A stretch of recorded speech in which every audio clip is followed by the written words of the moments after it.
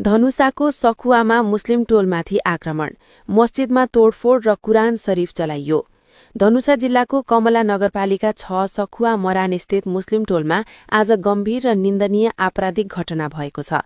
प्राप्त जानकारी अनुसार स्थानीय केही व्यक्तिहरूको समूहले मुस्लिम टोलमा लुटपाट, तोडफोड तथा ढुङ्गामुढा गर्दै मस्जिदमा प्रवेश गरी पवित्र कुरान शरीफ सहित अन्य धार्मिक तथा घरायसी सामग्री लुटपाट गरी जलाइदिएका छन्। यस घटनामा गणेश शाहका छोरा राजन शाह, कपिल शाह बलेकया, बिन्दे महतोका छोरा सरवन महतो, लाले शाहका छोरा शिवम कुमार शाह, महेन्द्र महतोका छोरा महेश महतो लगायतका व्यक्तिहरू संलग्न रहेको पीडित पक्षको दावी छ। घटनाका क्रममा स्थानीयले पटक पटक प्रशासन र प्रहरीलाई फोन गर्दा समेत फोन नउठाइनु गम्भीर लापरवाही भएको भन्दै आक्रोश व्यक्त गरिएको छ।